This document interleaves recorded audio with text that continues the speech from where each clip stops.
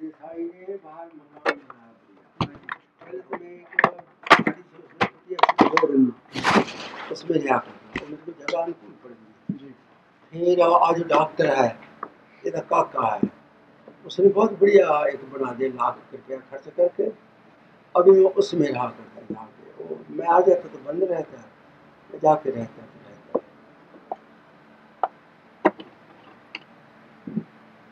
અત્યારે શું છે કે ક્વેશ્ચન કરે ધર્મના પૂછાણો ને સર્વ કરવાનું ને સ્વામીજી પોતે જે સમાધાન ક્વેશ્ચન પર પ્રશ્નનું સમાધાન અને ગમે તે પ્રશ્ન પેલા કંઈ બોલવાનું બોલશે તો 5 મિનિટ ક્વેશ્ચન પૂછે તો વધારે સારું કોઈ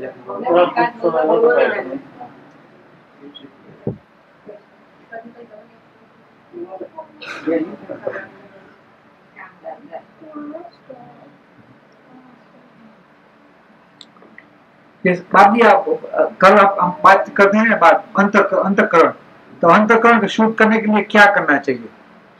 डॉक्टरों को पूछो कि दवाई की बीमारी दूर करते हैं, ऐसी कोई दवाई नहीं है। अंतःकरण शुद्ध करेगा तो इंजेक्शन होगा ना। अमेरिका में बहुत ऐसे आदमी है जिसके अंतःकरण की बीमारी दूर करने की जरूरत है, लेकिन अभी तक दवा नहीं निकली है। इस देश में सबसे ज्यादा, सारे दुनिया से सबसे ज्यादा पागल लोग हैं यहाँ पर। मानसिक बीमारी जिसको बोलते हैं ना, यहाँ ये इसमें सबसे ज्यादा है। तो अभी तक ऐसा कुछ निकला नहीं है। अभी कोई इंजेक्शन निकला नहीं अभी तक। ऐसा पैसा बस कमाते डॉक्टर उसके नाम पे इंजेक्शन है जिसमें अंतःकरण की शुद्धि करनी है जी। कभी झूठ नहीं बोले, कभी छल कपट नहीं करे, नीति से कमावे, नीति से खाओ। जब ये इस काम में लग जाता है, सारे सदाचार के गुण आ जाए तो उसका अंतःकरण शुद्ध हो जाता है। शुद्ध अंतःकरण के क्या लक्षण है कि जिसका अंतःकरण शुद्ध होवे, कोई दुर्भावना उसके मन में उत्पन्न नहीं होती, ये शुद्धि का लक्षण है। समान क्षत्र मित्र तथा माना अपमान्यो शीतोष्ण सुख दुखेषु समान संग विवर्जिता, ये शुद्ध अंतःकरण है लक्षण। समान क्षत्र मित्र, शत्रु मित्र में संभाव रखे। तथा माना अपमान्यो, मान हो जाए जब अपमान हो जाए, दोनों को स्वीकार करते जाने। समान क्षत्र मित्र तथा माना अपमान्यो शीतोष्ण दुखेषु, सुख दुख शीतोष्ण इत्यादि सब द्वंद्वों को सहन करे। तो इस प्रकार यत्न करता है, उसका अंतःकरण शुद्ध हो जाता है। जिसका अंतःकरण शुद्ध हो जाता है उसमें विवेक, वैराग, खट सम्मति, मोक्षता, 4 साधन उत्पन्न अपने आप होते हैं। जब ये साधन होते हैं तो परमात्मा का दर्शन होता है उसको।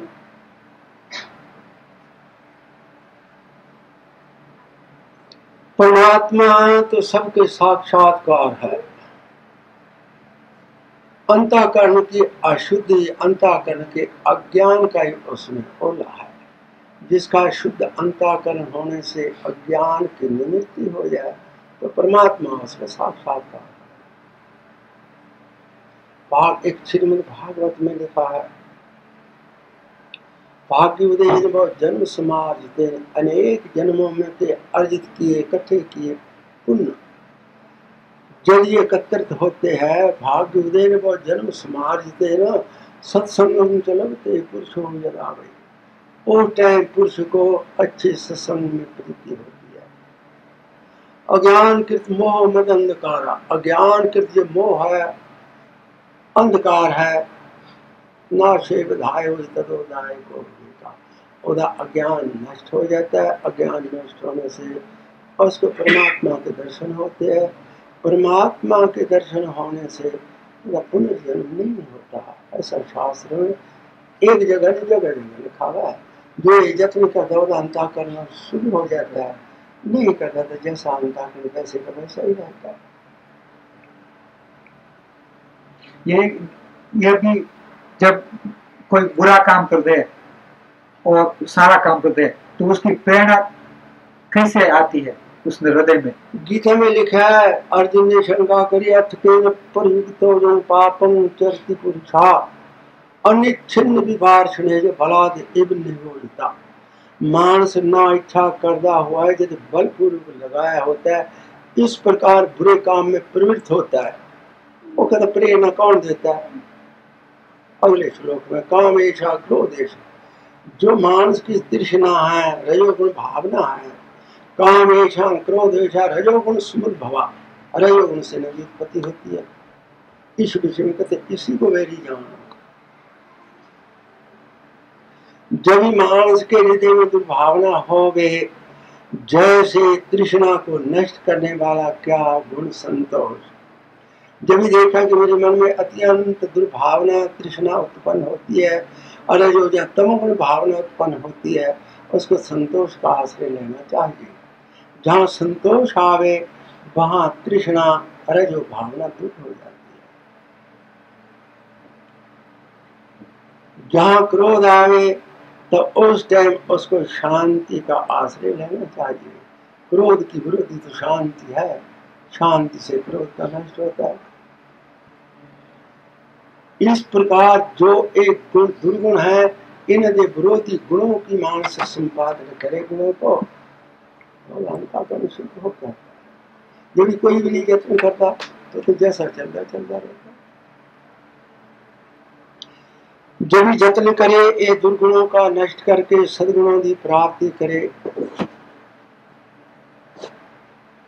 जो शास्त्र कहता है और शास्त्र के अनुकूल गुणों का संपादन करता है और शास्त्र विरुद्ध गुणों को नष्ट करता है, और टाइम पुरुष शास्त्र दृष्टि वाला हो जाता है। जब शास्त्र दृष्टि वाला हो गया फिर वो दुर्गुण नष्ट हो जाते हैं।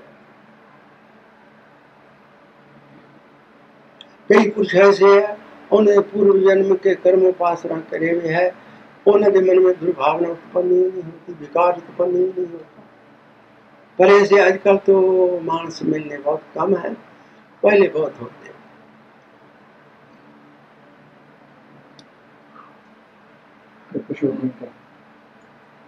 हिंदू धर्म में आप मेरे को थोड़ा स्वाभाविक है, जब हमारा एक आदमी है मेरे पास आगे है। हिंदू धर्म में अहिंसा का कॉन्सेप्ट क्या कहते हैं, आइडिया कॉन्सेप्ट विचार कैसे कहाँ से आया? क्योंकि भगवत गीता में तो कहा है ना कि क्षत्रिय लोग हो तो उसका काम तो शत्रु के साथ लड़ना, उसको मारना, तो वो तो अहिंसा के विरुद्ध है, वो तो हिंसा हो गई ना। वैसे भी जो आदमी गौ का मांस बेचता है वो तो उसका कर्तव्य तो वो है कि काम करना, मांस बेचना, तो वो तो अपना, तो वही तो कहा है भगवत गीता में। तो ये हाँ, तो ये अहिंसा का आइडिया विचार कैसे हिंदू धर्म में आया और ये शाकाहारी का विचार कैसे आया? मुझे तो ऐसा लगता है कि बुद्धिज्म, बुद्ध जो थे और महावीर स्वामी जो थे, उनका आइडिया इसमें हिंदुइज्म में आ गया है। अभी पहले अपने शास्त्र में ऐसा था नहीं, मुझे ऐसा लगता है। जानिए अपने वेद में तो ये लिखा है अहिंसा परमो धर्म, जो अहिंसा का पालन करना यही बड़े से बड़ा धर्म है। अच्छा, अहिंसा एक जीव मारने से होती है ये नहीं, अहिंसा वाणी से भी हो सकती है। किसी को ऐसा खराब वचन किया उन्हें बंद करने से बुरा हो जाता है। इत्यादि जो अहिंसा है ना, वो अपने शास्त्र में तो बहुत बुरी लिखी है। मांस खाना या दारू पीने ये तो बहुत ही खराब लिखी है।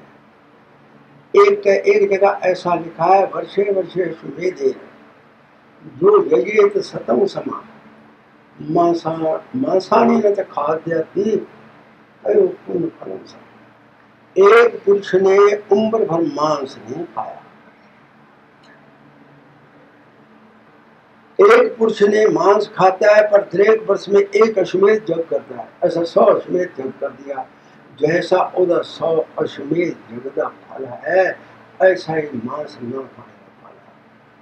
अब विचार करो, इसके 100 में जग का फल हो जाना, मांस ना, दारू ना पीनी, मांस ना खाना, तो कितना पुण्य है? अपने शास्त्र में कितना निषेध है इसका।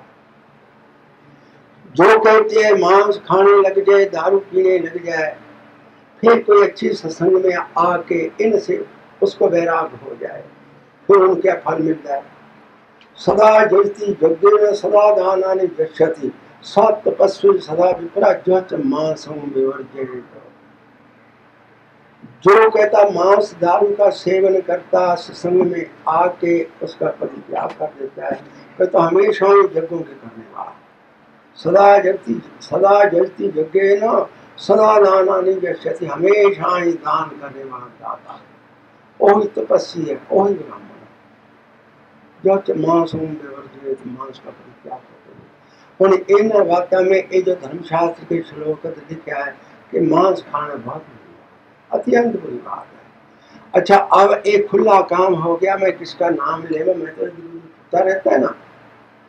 तो जो ग्रोसरी स्टोर चल रहा है उसमें तो गौ रुक सब मांस बेचने पड़ते हैं। एक जगह में चला, वैष्णो बनिए के पास में नाम नहीं रहता किसी का, मरा ये हमारी दुकान में आना, मरा ये हमारी दुकान में आना। अच्छा भी चलो, पर ठीक थी जरा उतना बोलता अच्छा थी। कहते भी मरे, मैं सच्ची बात कहूँ, हमारी दुकान में तो गौ का मांस भी बिकता है, डूकर का भी सब मांस बिकता है, और दूध दही घी तेल इत्यादि ग्रोसरी सब मिलती है, भाजी भाजी सब। मैंने कहो मूर्खा, तुम तो वैष्णो बढ़िया है, एक गौ का मांस बेच के पैसे बनावेगा और क्या करेगा पैसा? कहते महाराज जी मैं तो बड़ा उन्नेष्टि से धंधा करता, मैं खाता भी नहीं, धंधा बड़ा उन्नेष्टि। अरे गौ का मांस बेचे, इसमें उन्नेष्टि कहाँ? फिर कहता महाराज जी मैं क्या करूं, मेरी गोरा की दुकान है, जहाँ ये मांस मिले आके 7-8 वस्तु खरीदा तो मेरी दुकान चले, जब भी मैं बंद कर दो दुकान बंद हो जाएगी। फिर मैंने कहा अपने क्या से जो कहना से कह दिया, जो यदि इच्छा करे। पर फिर उन्हें मोटर ले लिया, स्टोर निकाल दिया। अभी हम ऐसे तो बहुत लोग हैं जो गौ का मांस बेचते, गौ का मांस खाते हैं। अरे खोजे गौआ की स्त्री देखी जावे, गौ को पशु मानते हैं और ठीक नहीं। गौ एक देवता है, ब्रह्म पुराण में जाके बांध के गौआ जो गोवर्धन पद्धति, अब है गोवर्धन तीर्थ है जहाँ गौआ की वृद्धि हुई है, वहां गौआ ने तपस्या करी निष्काम होकर, कोई भावना को लेकर, कोई वासना को लेकर नहीं करी। पीछे लक्ष्मी जी उनको वर देने को आई कि देवी तुम जो वर चाहो सो मांगो। वो कहती हम कोई वर पाने के लिए तपस्या नहीं करी, हम तो अपना धर्म जान के करिए, हमको वर की जरूरत नहीं। फिर लक्ष्मी ने कहा कि देवता का आके खाली लौट जाना अच्छा नहीं, अब कुछ भी मांगो। कहती देवी बहुत कहने में क्या लाभ, लेकिन हमारे मन में इच्छा ही नहीं, वर क्या मांगने तुम्हारे में, आप जैसे आ जाओ। फिर लक्ष्मी ने अग्री किया। फिर कहती अच्छा जब तुम बहुत खुशी है तो हमारे गोबर में आप बसो, और जब भी कोई अच्छा काम होता है 5 गब बढ़ते जाते हैं, वापरे जाते हैं ना। जो गौ का गोबर है उसमें लक्ष्मी का वास है, गौ की जोनी में सब तीर्थों का वास है, गौ की पीठ में सब ऋषियों, यानी गौ के रोमांच में ऋषियों का वास है। पृष्ठे ब्रह्मा गले विष्णु मुखे रुद्र प्रतिष्ठिता, मध्य देवगणा सर्वे रोम कूपे महर्षिया। पीठ में ब्रह्मा का वास है, गले विष्णु का वास है, मुख में रुद्र का वास है, सारे रोम कूपों में ऋषियों का वास है, पेट में देवताओं का वास है। अच्छा, अब देवता जहाँ तहाँ गौ की पूजा तो देव रूप में होती है ना, जो इस बात को जानता है। अच्छा, दूसरी बात ये भी है, जब भी राजा रघु का जन्म हुआ है ये सूर्यवंश में होगा राजा दिलीप, वो बड़ा प्रतापी और बड़ा वीर और बड़ा विद्वान भी था। उसके घर पुत्र नहीं थी। एक दिन वशिष्ठ के पास गया कि गुरुजी मैंने क्या पाप किया है, मेरा वंशधर कोई पुत्र नहीं। वशिष्ठ ने अपने ध्यान से देखा कि एक टाइम तो स्वर्ग से आ रहा है, ऊपर से गंगा की धुनी हो रही है, अगर तेरे को काम धेनु मिली तो उनको प्रणाम नहीं करा, उसको गुस्सा है, उनका तो पुत्र ही नहीं रहेगा, उसके शाप से तेरे घर में पुत्र नहीं। कहता गुरु जी इसका निवारण कैसे हो गया? कहता ऐसा करा, एक काम धेनु की पुत्री मेरे आश्रम में है नंदिनी, आप इसको सेवा करके प्रसन्न हो लो, मेरे वरदान के तेरे पुत्र। फिर उन्होंने मंत्रियों को सारा आया संभाल के रानी के सहित जंगल में रहने लगा। जब वो गौ कुछ खाती है तो अपना वो भोजन करते हैं, जब पानी पीते तो पानी पीते हैं, सो जाती तो सोते हो, जागती से सोते नहीं, जहां जाती हो तो साथ साथ ही फिरती है। अंत में गौ ने सोच लिया कि मैं राजा को वरदान देना है, ये बहुत अधिकारी हो गया है, पर यदि परीक्षा तो कर लूं।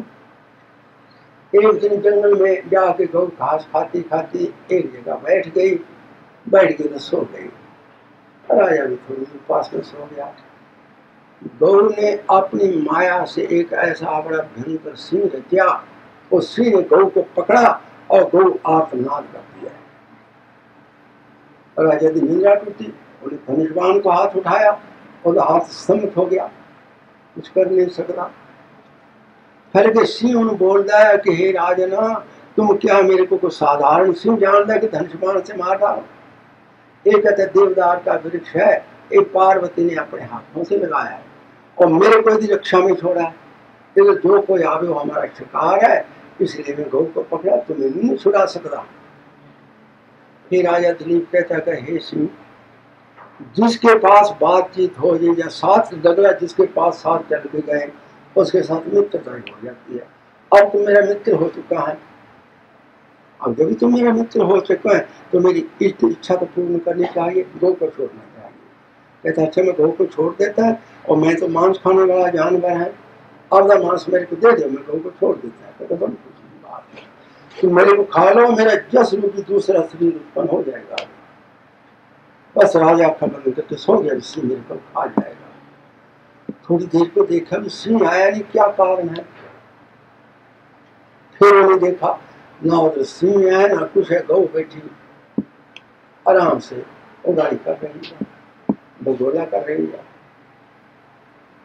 फिर गौ ने बोलिया कि हे राजना, मैं कामधेनु की पुत्री वशिष्ठ की गौ, तो मेरे को सिंह मार सकता कभी?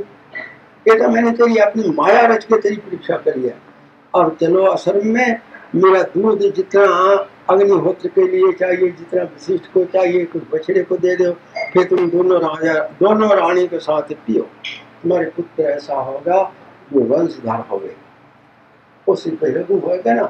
और रामचंद्र तो परब्रह्म परमात्मा ईश्वर थे, कोई राम वंश कोई नहीं कहता, रघुवंश कहते हैं। फिर उसने गौ की स्तुति करी है, गावों में अग्रता संतु, गावों में संतु परिषता, गावों में सर्वता संतु, गवा मध्य स्वामी, ये राजा दिलीप ने स्तुति करी है। हम जो अपने धर्म में बड़े समर्थ पुरुष हो गए, वो गंगा की सेवा ही करते आए, जैसे कृष्ण तो गंगा में रहता सी, ओ गौ की सेवा करनी तो अलग रही, पर कोई हिंसा करनी तो बहुत बुरी बात है, इससे बड़ा पाप क्या होगा। हुन ये बीमारी है, मैं जहां जाता है मैं देखता रहता है अपने अब तो इंडिया में भी बहुत खाने पीने वाले तैयार हो गए। आज इधर है अपने अमेरिका में, इसमें अपने को जो वैष्णव जैन समाज है यही हिंसावादी है, दूसरे तो कोई पढ़ाई नहीं, वो तो देश में भी खाते इधर भी खाते हैं, पर अब ये भी अपने को 12-13 टका मिलेगा नहीं, सब खाते हैं। जो खाते हैं फिर विचार नहीं करते कि गौ का मांस ना खाना चाहिए, नहीं कहते तुम क्या है, एक पूरा जवाब क्या देते हैं कि ये गौ नहीं, ये तो कोई दूसरा जानवर है, गौ तो इंडिया की है। तो ये है तो बड़ी बुरी बात है, और करने वाले करते हैं। अपना धर्म है, यदि कोई बात चले उसमें निर्णय करना। एक टाइम ऐसा हुआ अपने लॉस एंजलिस में, बड़ौज के लोग सी व्यापारी उधर रहते सी, वो मेरे पास आया जाया कर दे।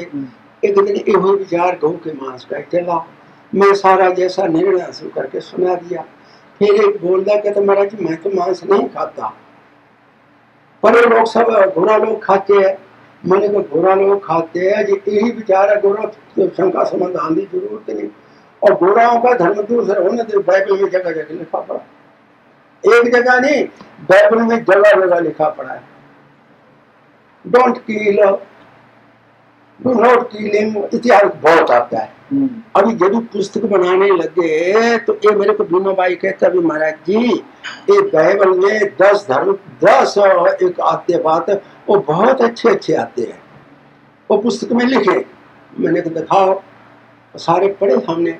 लिखा कि हिंसा नहीं करनी चाहिए, कीप योर भाव, वचन करके हारना नहीं चाहिए, honour your father and mother, do not drink card, ऐसा लिखे, दारू मांस और निषेध लिखा। तो फिर मैंने क्या भी इसका क्या निर्णय हो गए, इधर कहते हिंसा करनी बुरी है, और जगह जगह बीच में लिखा भी पड़ा कि मांस खाना, जगह जगह लिखा पड़ा। कहते हमारा एक पादरी मेरा बड़ा मित्र है, मैं उससे पूछ के आता, अच्छा पूछो, तो अभी थोड़ी उम्र का ऐसी पादरी पर अच्छा आदमी।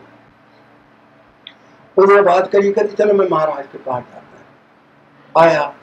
अच्छा मैं जो ऐसी ऑपरेशन किया, और कहता महाराज जी हमारे एनिमल्स को मारने की हिंसा नहीं करते, जो आदमी को मारना वो भी हमारी हिंसा है, हमारे तो कोई भी जानवर को खा सकते हैं।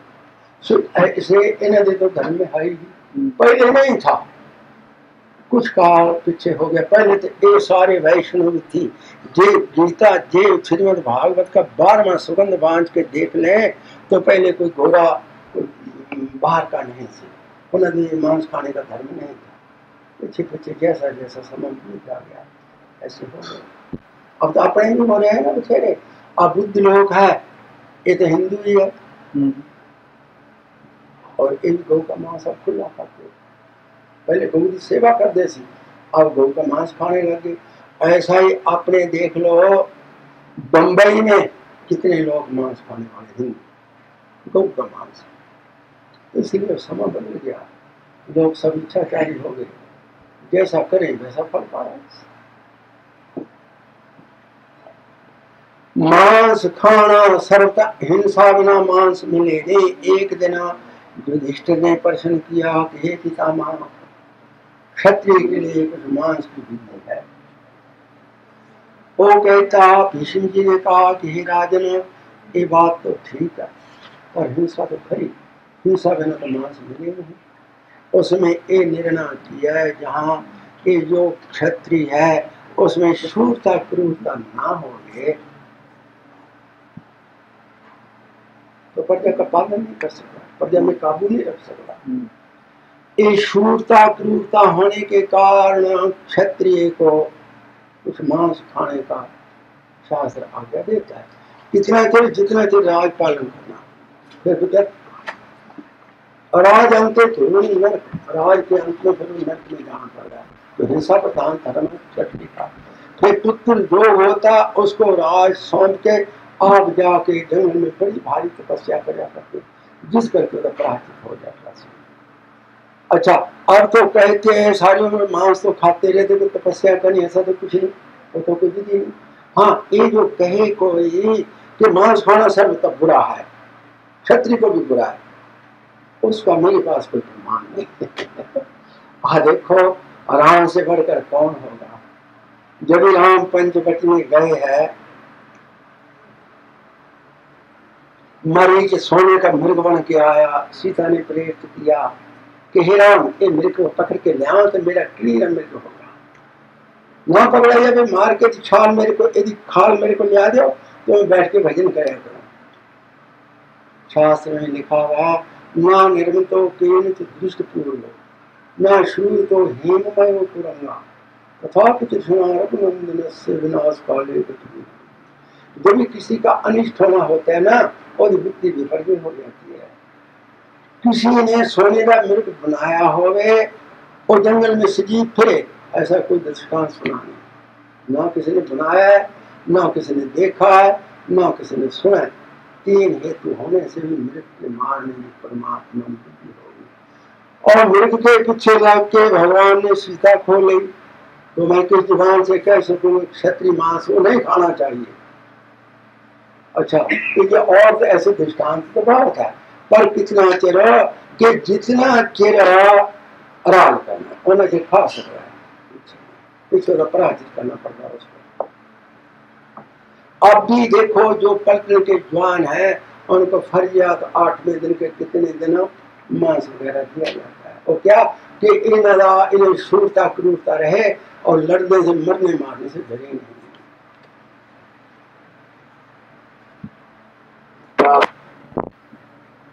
एक दिन जैन भाई से मेरी बात चली, कहता हिंसा किसी काल के जैन धर्म में का हिंसा किसी मत में करनी ही ना चाहिए। मैंने कहा ठीक है, एक मैं तेरे को बात सुनाता है और सुन के फिर मेरे को जवाब देना। मैं एक 3-4 साल हो गए इस बात को, उधर बड़ी प्रसिद्ध है बात। एक मेरे पास जैन का मंदिर है ना जहाँ गौशाला है, तो उधर ललितबाई आया था, तो उन्हें उपासरा बनाया, मंदिर बनाया, और जैन लोग बहुत आते जाते थे, वैष्णव भी आते हैं। उधर क्या होया, एक 50 मानस की बस उठी जोधपुर से, और बस 30 मील आगे चली गई। हम जहाँ 50 मानस की बस है तो 25 तो आदमी होने चाहिए, होंगे तो ज्यादा नहीं, इतने तो होने चाहिए।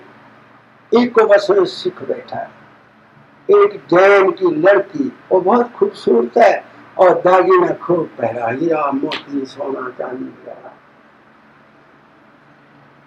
जब बस जाके 30 मील पर कोई छोटा सा गांव आया, कुछ यात्री उतरे कुछ चढ़े, और सिखा और पास तलवार भी थी, उसने लड़की को खींच के ले गया, और बेचारी रोती पकड़ती है, किसी की ताब इतनी छुड़ाने नहीं।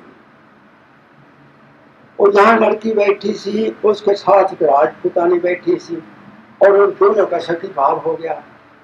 जो राजपूतानी बैठी सी और पति के पास भी तलवार थी, अपने पति को कहती है, कहती देख आज जो लड़की की दशा हो रही है कल मेरी भी होने वाली है, मैं अगली आधी पगड़ी उतार के तो मेरे को दे दे।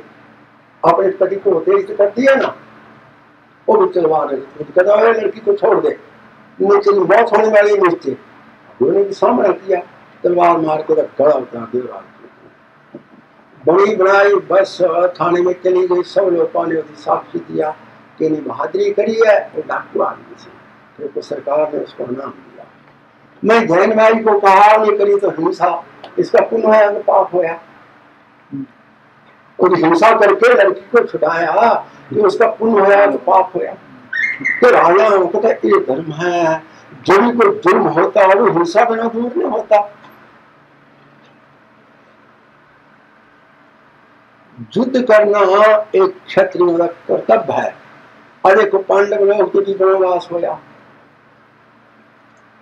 द्वैत वन में रहते हैं, शाम को चारे भाई जाते हैं चारे दिशाओं शिकार करने को, जो मीट वगैरह मिलता है अक्षय पात्र में द्रौपदी पकाती है, उसको सब लोग खाते हैं, तो दूसरा को खाने को नहीं सुना। और जिन्ना चिर द्रौपदी ना खावे भले सारी प्रजा खाए खुदा नहीं।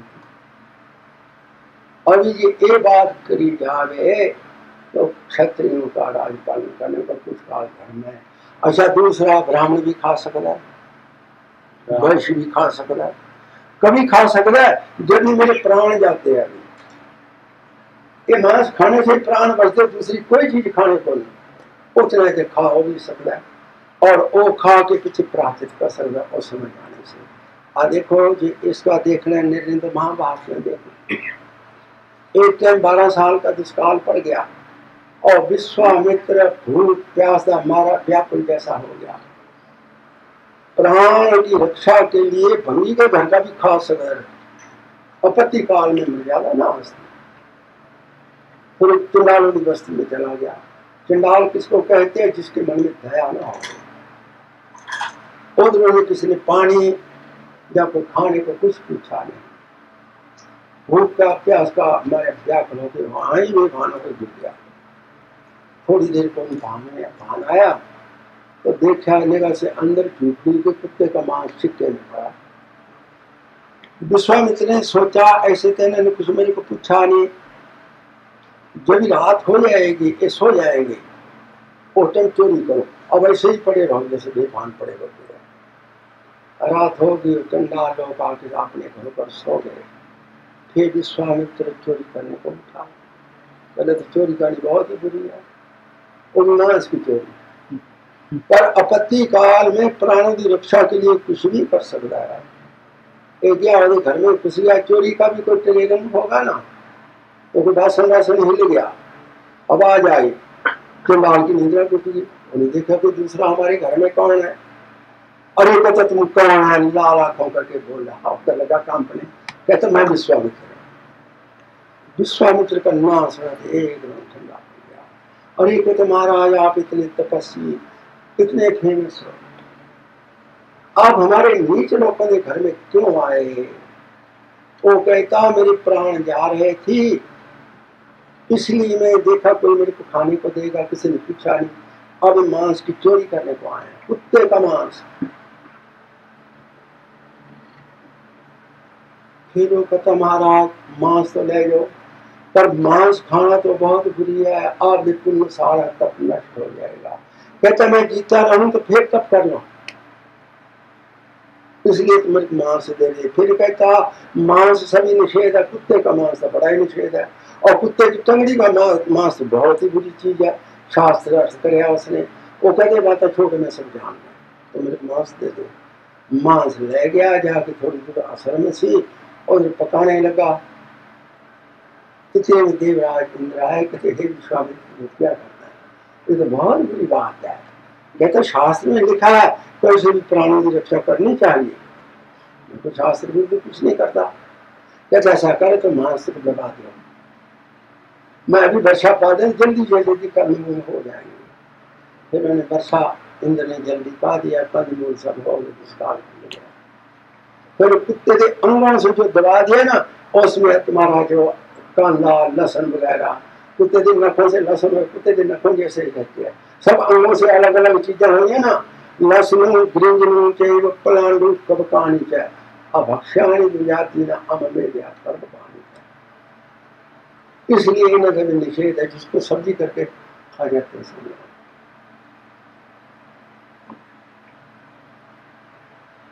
जो मांस का आपने प्रश्न किया उसका जितना हम जानता सी उतना निर्णय करा, पर फिर भी मैं कहूँ जितने बने किसी ने मांस दाल का सेवन ना ही करना अच्छा है।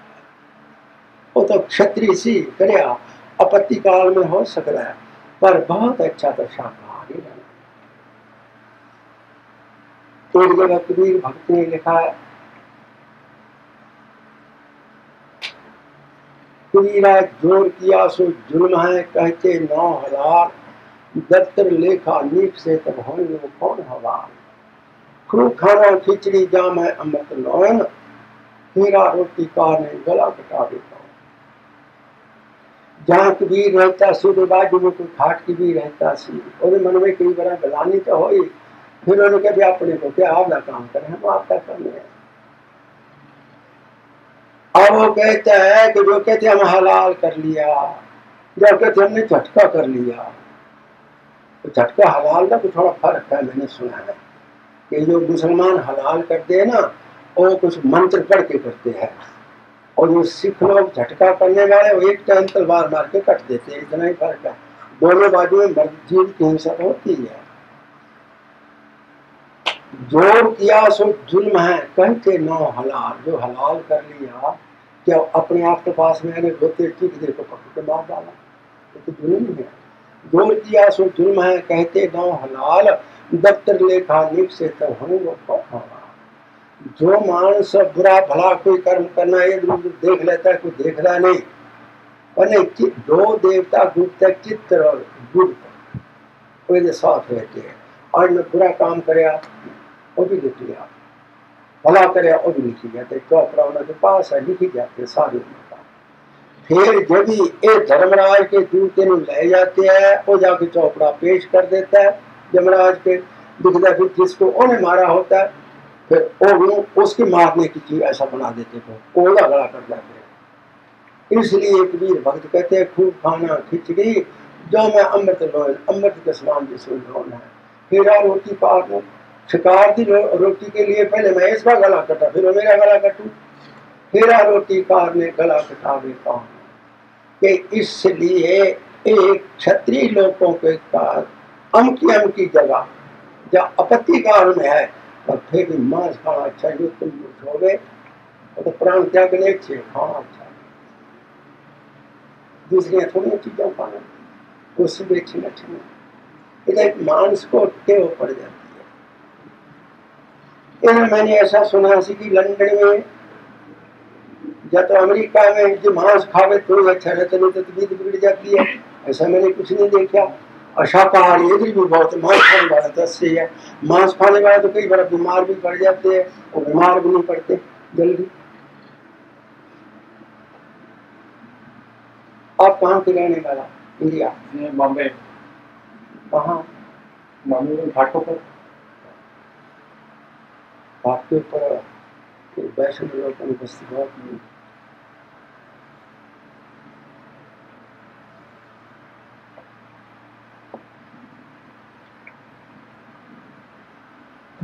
प्रश्न कुछ हो तो पूछ सकते हैं तुम्हारा।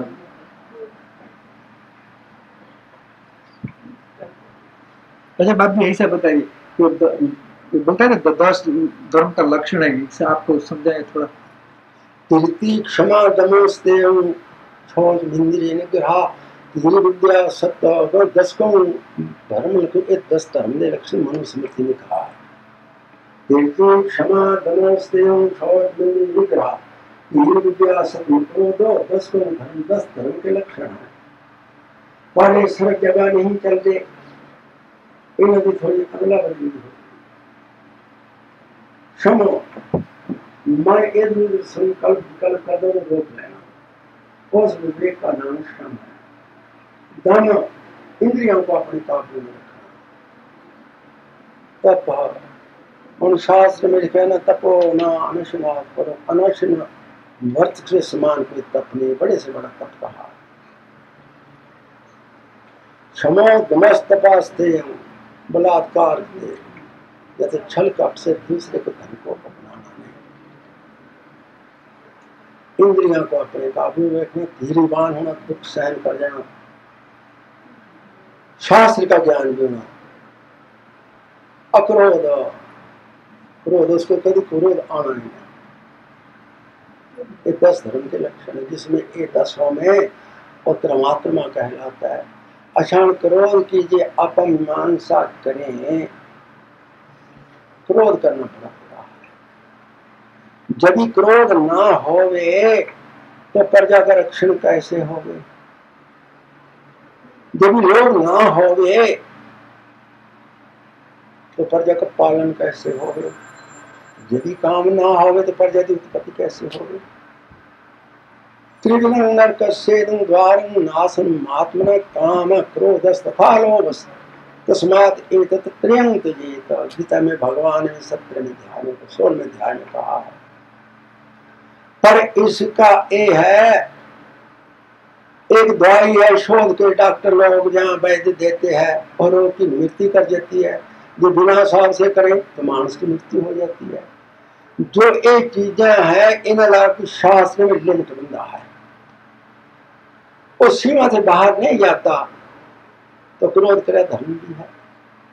यदि उस सीमा से बाहर जाता है वही क्रोध अधर्म भी हो जाता है। जब भी लोभ है अपनी धर्म से कमाई करे, उसमें जो आता है उससे ज्यादा आजीविका चलाए, अपने परिवार का पालन पोषण करे तो लोभ नहीं कहलाता। यदि अधर्म से दूसरे को धन को हड़प करने की इच्छा करता है वही लोभ कहलाता है। तो इनका अलग अलग इतनी सीमा बंदी भी है। जे क्रोध ना हो तो कितनी टाइम असुरों ने अकर्म किया तो ये अपना धर्म तो रहता ही नहीं अब तक, वो क्रोध के कारण ही बचा हुआ है। अब भी देख लो हिंदू मुसलमान का कितना धर्म होता है, कितना युद्ध होता है, कितनी टाइम। तो आ देखो मुसलमानों ने हिंदुओं को मुसलमान बना लिया, जितने दो पाकिस्तान बन गए, एक अरब से थोड़ा आए गए, अपने लोगों को बदल बदल के बना लिया। तो भी कुछ उस टाइम वीर पुरुष थे, उन्होंने युद्ध करके जब किसी हालत में इस धर्म को बचाया कि जे क्रोध ना होवे तो रक्षण ना होवे। हाँ, सीमा से बाहर जो करने को बिना कारण से क्रोध करना, बिना कारण से कटुवचन करना, वो तो बुरी बुरी बात है।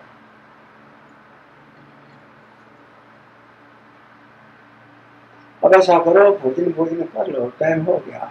मैं भी आज ज्यादा बोल नहीं सकती, ज्यादा बोल तो अच्छा नहीं। अच्छा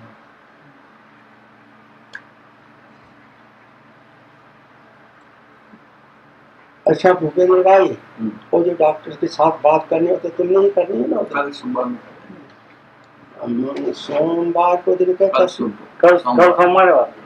अच्छा ठीक है, कल सोमवार। जब तुम मेरे फिर को मैं आपको बुलाएंगे फोन ना। करूंगा। अब मैं देखो 3 दिन इधर ही रुकने की मेरी विचार है, फिर मैं चला जाता कनेडा। जब भी वो डॉक्टर कहेगा भी महाराज को बुला लो, तो कुत्ता जाता तुम्हारे पास। कल पता चल जो मैं आया मुक्त तो इसी काम के लिए आया, नहीं इस टाइम में मैं अमेरिका आने से थोड़ा उपराम था। नहीं क्यों? आपको कारण है अमेरिका तो उम्र से आना आना अच्छा है। मैं तो 81 वर्ष का हो गया, इधर मरना भी अच्छा नहीं, इधर बीमार होना भी अच्छा, दो चीजें खराब है। इसलिए अपना काम हो जाएगा। मैं 2-2.5 मेरा टिकट बन गया, 2.5 महीने का, तो हम चल पत्नी पर हम चले जाते। कल पता चल जाएगा उससे। ले लो, मैं अभी जितना इसी टाइम में मैं सब जगह घूम लेना, 10-12 जगह जाना है ना, और थोड़ा थोड़ा घूम घाम के मेरा टाइम पूरा हो जाएगा। काले जवाब फोन पर ग्लास आगे चढ़ने वही सबसे बिमल डॉक्टर कब आने वाला है? 15 तारीख। मैंने 15 चौपड़ी भेजा, और जिसने ग्रुप ने करी ना उसका कोई आदमी से कहता हमारा आदमी तो 8 दिन में अमेरिका जाता है। तो मैं कामदार का नाम लिख दिया, उस फोन से बात करो, और वो न्यूयॉर्क से आके प्रदीप को कहेगा ले जाएगा। और वो तो 2-3 दिन में आने वाला से, अब तक कुछ समाचार नहीं मिला। और जो आदमी लेके आने वाला उसका मैंने नाम सरनामा भी कुछ नहीं जाना। आ जाएगा तो आ जाएगा। आ जाएगा सोमवार का, कल आ जाएगा।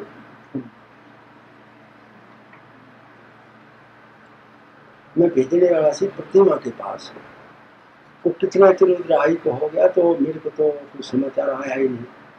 मैंने कहा चली गई कि क्या है कैसा, उधर मेरे पास। प्रतिमा कब आने वाली? 15 क्या